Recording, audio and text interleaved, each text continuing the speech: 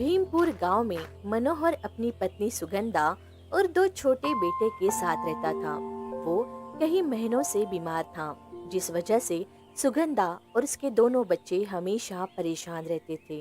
फिर एक दिन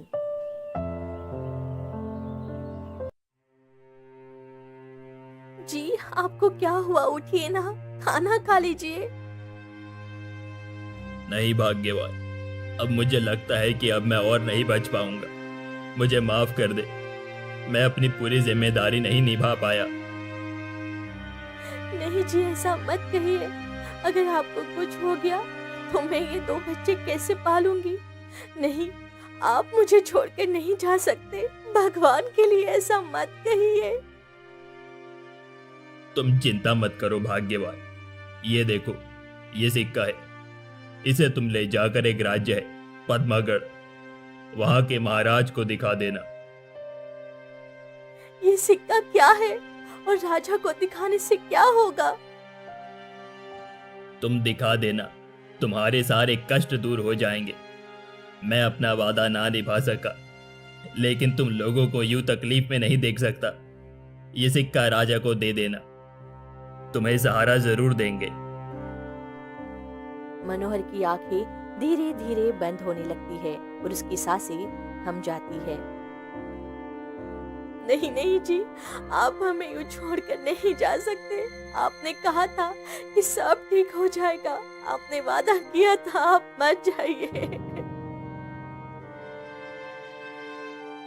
सुगंधा बिलक बिलक कर रोने लगती है। बच्चे सहमे हुए थे। ऐसे ही कुछ दिन बीतते हैं। एक दोपहर सुगंधा दरवाजे पर चुपचाप बैठी थी, आंखें सूनी है। तभी एक बूढ़ी औरत आती है।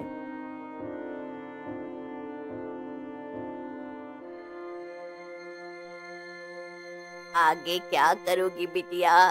तेरी अभी उम्र ही क्या हुई है? इतनी सी तो उम्र है और तो छोटे छोटे बच्चे। तू इस हाल में क्या करेगी और कहाँ जाएगी? मैंने अभी कुछ सोचा नहीं अम्मा, बस भगवान की मर्जी।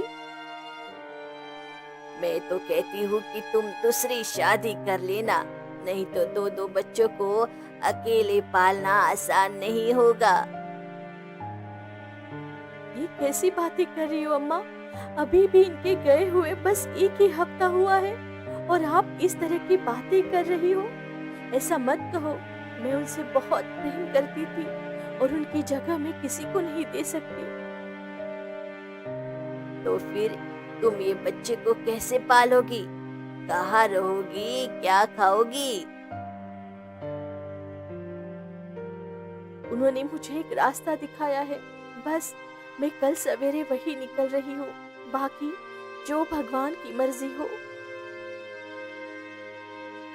सुगंधा दोनों बच्चों को अपने पास सुलाती है और रात भर उठ के सिर पर हाथ फेरती रहती है।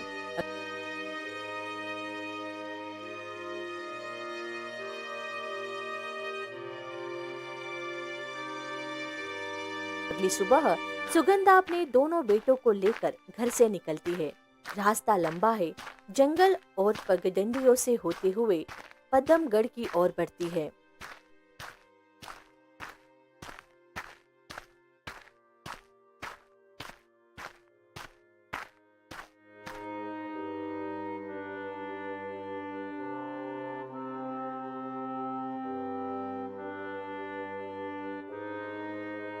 माँ, हम कहाँ जा रहे हैं अपना गांव छोड़कर?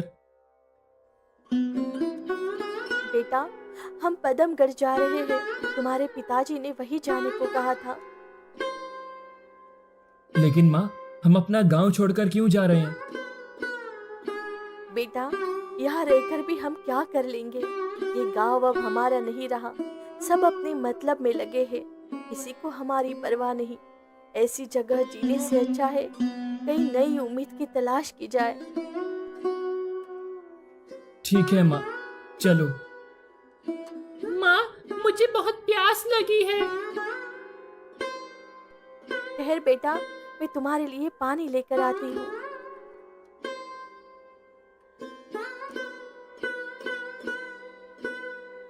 सुगंधा पास की नदी की ओर जाती है। वहाँ एक पत्थर पर चढ़कर पानी लेने की कोशिश करती है। तभी उसका पैर फिसल जाता है और वह नीचे गिर जाती है।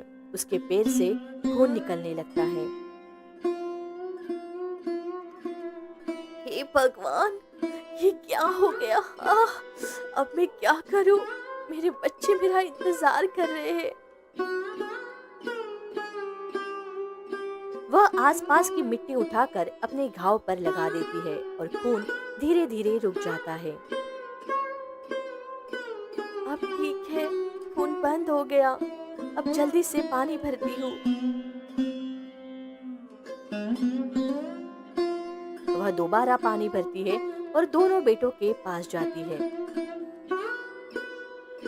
लो बेटा, पानी पियो। गुड्डू उसकी चोट देखकर घबरा जाता है। माँ, ये क्या हुआ आपको? कुछ नहीं बेटा, बस पैर फिसल गया था, थोड़ी सी चोट लग गई। माँ, आपको तकलीफ हो रही होगी। नहीं बेटा, ये कोई तकलीफ नहीं है। तुम दोनों की मुस्कान देखकर सारी तकलीफें भूल जाती हूँ। अब चलो, रात होने से पहले हमें बहुत दूर जाना है।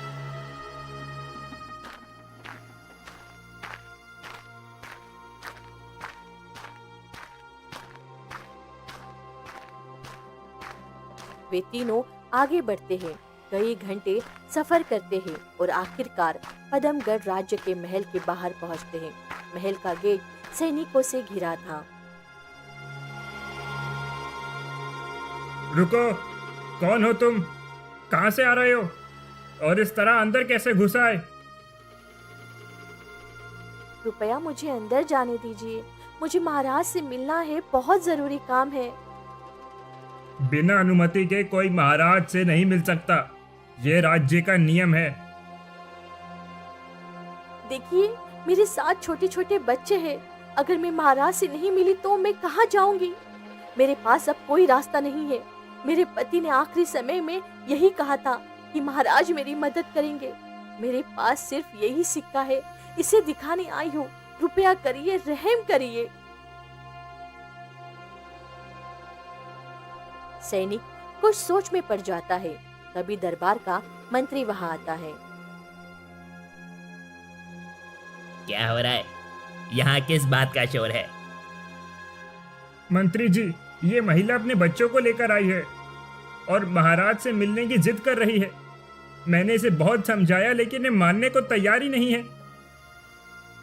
अरे तुम कौन हो? कहाँ से आई हो? और क्यों मिलना चाहती हो महाराज से? मंत्री जी, मेरा नाम सुगंधा है। मैं भीमपुर गांव से आई हूँ।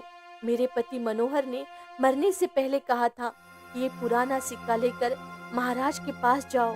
उन्होंने कहा था महाराज मेरी मदद जरूर करेंगे। मैं कई घंटों का सफर तय करके यहाँ आई हूँ। अगर मैं उनसे नहीं मिली तो मैं टूट जाऊंगी, बर्बाद हो जाऊंगी। मेरे पास अब कोई सहारा नहीं है। कृपया रहम करिए। जाने दो इसे। मंत्री जी, अगर महाराज नाराज हो गए तो? उसकी जिम्मेदारी मैं लेता हूँ। इन्हें महाराज के पास ले चलो।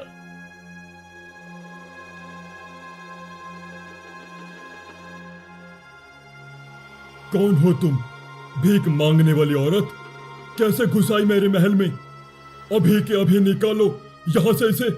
सैनिकों, इसे और इसके बच्चों को बाहर फेंक दो। प्रणाम महाराज, मैं भीमपुर राज्य से आई हूँ। मैं कोई भीख मांगने वाली नहीं हूँ। मैं एक विधवा हूँ। मेरे पति ने मरने से पहले मुझे आपसे मिलने को कहा था और ये सिक्का मुझे दिया था जिसे आपको सौंपना था। राजा सिक्का देखकर चौंक जाता है। उसकी आंखें फैल जाती है। वह कांपती आवाज में कहता है, ये सिक्का? सैनिक, सुगंधा जी और उनके बच्चों के लिए महल में रहने का विशेष प्रबंध किया जाए। इनकी सेवा में कोई कमी नहीं होनी चाहिए और कोई भी इन्हें परेशान न करे। अभी तो मुझे अपमानित कर रहे थे, अचानक इतना बदलाव? ये कोई सामान्य बात नहीं है। जरूर कोई गहरा राज है। जो मुझे अभी नहीं पता। वह अपने दोनों बेटों के साथ महल के अंदर रहने लगती है। रानी को यह बात अच्छी नहीं लगती और वो गुस्से में महाराज के पास जाती है। महाराज, वो औरत कौन है जो कई दिनों से महल में रह रही है? अपने 2 बच्चों को लेकर आप उसे महल में क्यों रखे हैं? इसे अभी के अभी निकाल कर बाहर फेंकिए। नहीं रानी, मैं ऐसा कभी नहीं कर सकता, चाहकर भी नहीं कर सकता। ऐसा क्यों महाराज? क्या आपको उससे प्रेम हो गया है? ये तुम कैसी बातें कर रही हो महारानी? ये प्रेम नहीं है, ये कोई साधारण बात नहीं है। इसके पीछे एक गहरा रहस्य छुपा हुआ है। मुझे कोई रहस्य नहीं सुनना। आप उसे महल से बाहर निकालिए। रानी, मैं तुम्हें एक पल के लिए बाहर निकाल सकता हूँ, पर सुगंधा जी को महल से निकालने के बारे में सोच भी नहीं सकता। राजा गुस्से में वहाँ से चला जाता है। नहीं, अब ये औरत एक पल भी इस महल में नहीं रह सकती। चाहे मुझे कुछ भी करना पड़े, मैं इसे किसी भी कीमत पर राजमहल से बाहर निकाल कर ही रहूंगी। रानी अपनी दासी से कहता है, तूने देखा है उस औरत को जिसके लिए महाराज ने महल का नियम ही तोड़ दिया? 2 बच्चों के साथ आई है और अब रानी की तरह रह रही है। रानी साहिबा, महाराज तो उसकी हर जरूरत का ख्याल रखते हैं। उसका खाना, उसकी सेवा, सब कुछ खास तौर पर होता है, जैसे वो कोई रानी हो। ये मुझे बर्दाश्त नहीं। उस औरत की सच्चाई सामने लानी ही होगी। रानी सुगंधा के पास जाती है। तू बताना जरा महाराज को, तू कैसे जानती है? मैं महाराज को नहीं जानती महारानी, मेरे पति जानते थे और उन्होंने ही मुझे यहाँ भेजा है। तो तुम्हारा पति मरकर तुम्हें गैर मर्द के पास भेज गया? क्या यही प्रेम है जिसकी तुम बात करती हो? कृपया ऐसा न कहिए महारानी, मैं अपने पति से बहुत प्रेम करती हूँ और उनकी जगह कोई नहीं ले सकता, न महाराज और न कोई और। कहने की बातें होती है ये सब। सच तो ये है कि हर औरत को मर्द की जरूरत होती है, मगर सुन ले, तू मेरे पति से दूर रहना। सुगंधा की आंखों से आंसू बहने लगते हैं। वह कुछ कह पाती तभी दासी रानी के कान में धीरे से कहती है, महारानी, महाराज अभी महल में आ चुके हैं, कृपया अब कुछ न कहिए।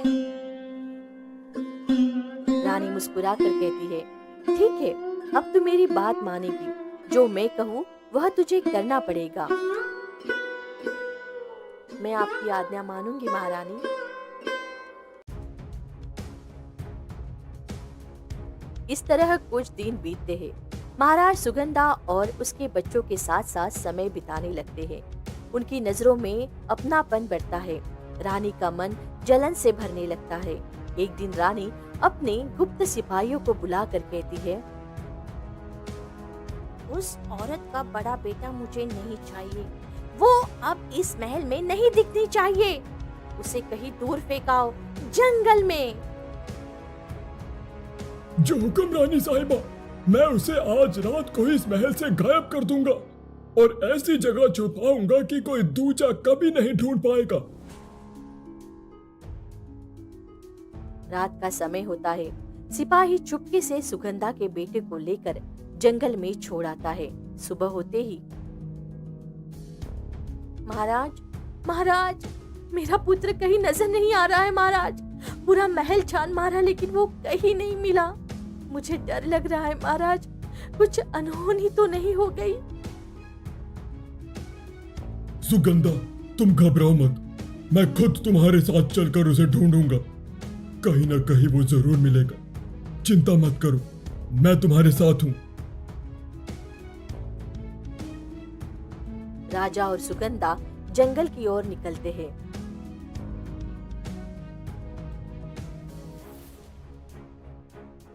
मैं तो इन दोनों को एक दूसरे से दूर करना चाहती थी, लेकिन ये तो और करीब आ गए। अब बहुत हो गया, अब इस औरत को इस दुनिया से ही हटा दूंगी। सिपाही सुनो, आज रात मौका पाकर उस औरत को जंगल में ही खत्म कर दो। ऐसा वार करो कि वो दोबारा सांस भी न ले सके।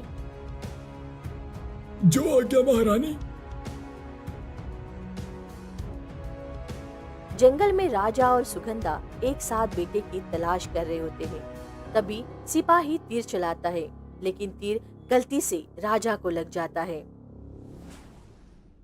आह, आह, सुगंधा, ये क्या हुआ? ये तीर किसने चलाया?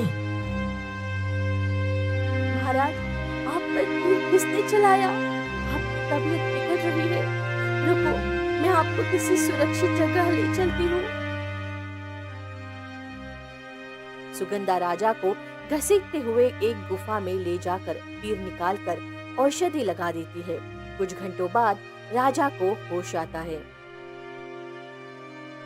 महाराज, अब आप ठीक हैं?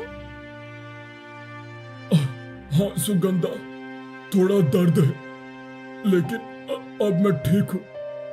तुमने मेरी जान बचाई है। तुम्हारे पास ये औषधि का ज्ञान कैसे है? महाराज, मेरे पति कई महीनों से बीमार थे। उनकी देखभाल करते करते मुझे औषधियों का ज्ञान हो गया। इसी कारण मैं जंगल में औषधियों और पौधों को पहचान सकती हूँ। तुमने बहुत अच्छा काम किया सुगंधा। अब मैं भी चलना चाहता हूँ। तुम्हारे बेटे को ढूंढना है, नहीं तो बहुत देर हो जाएगी। आप यही आराम करें, मैं अभी जंगल में जाकर अपने बेटे को खोज कर लाती हूँ। क्या तुम अकेले जाओगी? इतना घना जंगल है। मैं जाऊंगी महाराज, आपकी हालत अभी ठीक नहीं है, आप यही रुकिए।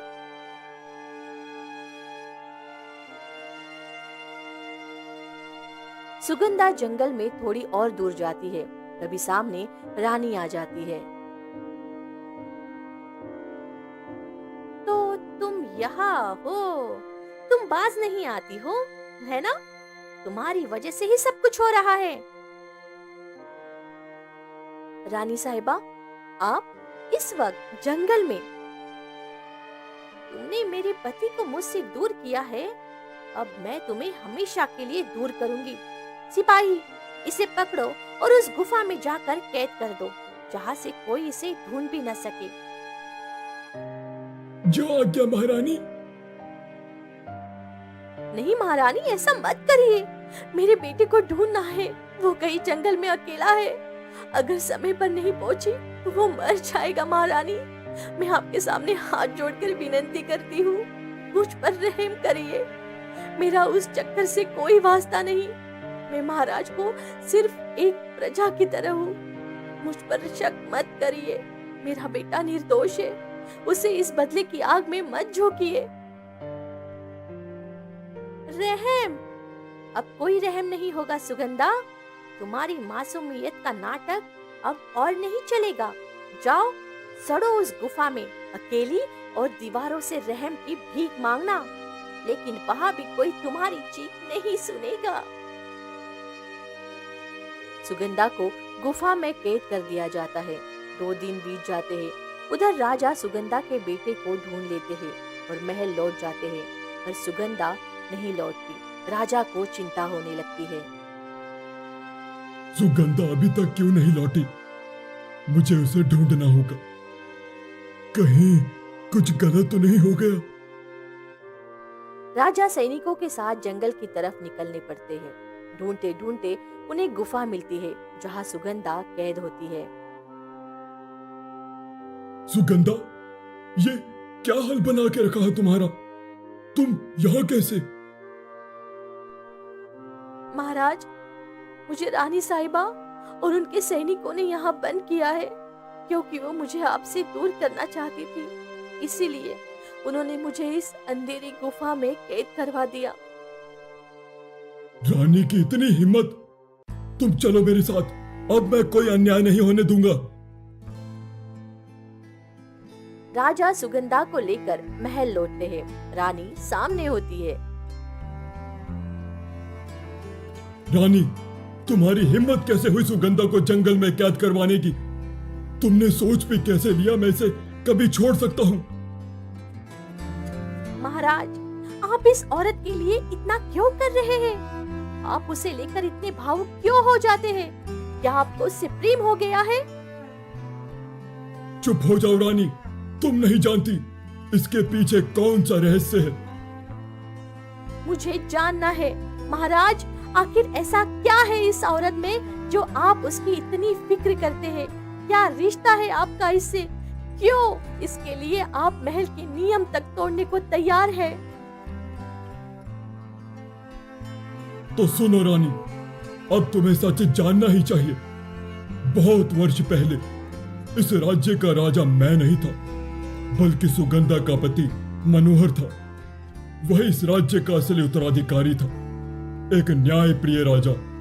वो और मैं उसका सबसे भरोसेमंद मंत्री था। फिर एक दिन मैं एक तांत्रिक से मिला। तांत्रिक, मुझे किसी भी कीमत पर इस राज्य का राजा बनना है। इसके लिए मैं कुछ भी करने के लिए तैयार हूं।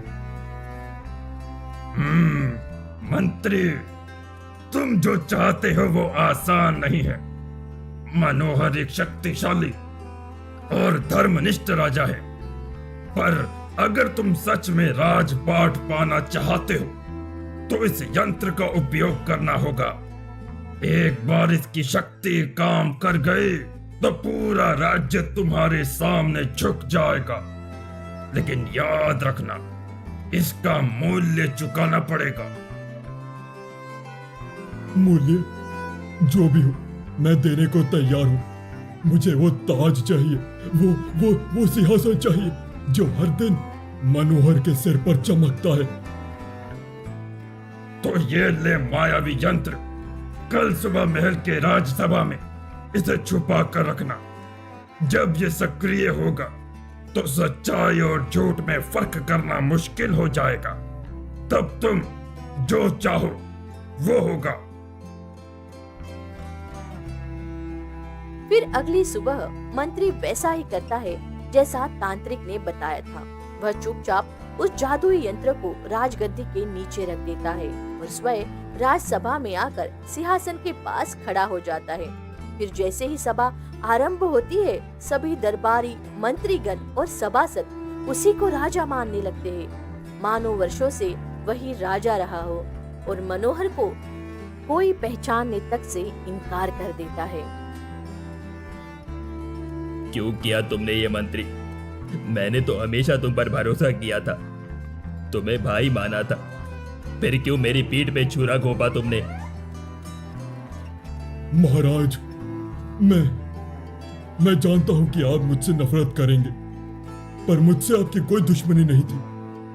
मुझे बस वो ताज चाहिए था जो आपने पहना था, वो सा ताज चाहिए थी जो आप संभालते थे। मैंने तुझे अपना सबसे बड़ा मित्र माना और आज तूने ही मेरा सब कुछ छीन लिया। अगर कभी भी आपको मदद की जरूरत हो तो आ जाना। ये लो राज्य दिया सिक्का, जब भी इसे दिखाएंगे मैं आपको पहचान लूंगा। उस दिन मैंने उसका सब कुछ छीन लिया, उसका ताज, उसका सम्मान, उसका परिवार, उसका जीवन, पर मेरा दिल कभी शांत नहीं हुआ। रानी, मैं हर दिन उस अपराध बोध में जिया, मैं कभी चैन से नहीं सो पाया। आज जब मैंने वो सिक्का देखा तो याद आ गया, और अपना वादा भी। मैंने सोचा कि अब वक्त है खुद को माफ करने का, उस गलती का पश्चाताप करने का। इसीलिए मैंने उसकी मदद की, इसीलिए उसे महल में रखा। ये राजपाट, ये सिंहासन, ये वैभव सब असल में उस गरीब स्त्री का ही है जिसका सब कुछ छिन गया। आज मैं उसका सम्मान लौटाना चाहता हूं। महाराज, मुझे क्षमा कर दीजिए। मैं अपने मन में कुछ और ही सोच बैठी थी। मेरे संदेह ने मुझे अंधा कर दिया था। आपने जो किया वो धर्म था, करुणा थी, पश्चाताप था। आज मैं स्वयं कहती हूँ कि आप सुगंधा से विवाह कर लीजिए और उसे अपने स्नेह और छत्र छाया में स्थान दीजिए। शायद तभी आपके हृदय को अपराध बोध थोड़ा हल्का हो सकेगा। सुगंधा, मैं तुमसे माफी चाहता हूँ। मैं जानता हूँ मेरा अपराध माफी के लायक नहीं है, पर मैं चाहता हूँ कि आज से हम एक नई शुरुआत करें। अगर तुम स्वीकार करो तो क्या तुम मेरी पत्नी बनोगी? महाराज, आपने जिस पश्चाताप से ये सब कहा है उसे मैं देख सकती हूँ। हाँ, मैं तैयार हूँ आपकी जीवन संगिनी बनने के लिए। उसके बाद वो एक सुखी चैनल को सब्सक्राइब करो पहले। हाँ जल्दी करो, मुझे पता है कि आप लोग नहीं करते हो, वीडियो देखते हो लेकिन सब्सक्राइब नहीं करते। ये लाल कलर का बटन है, इसे दबाओ, जल्दी दबाओ, जल्दी दबाओ, फिर मैं शुरू करूँ।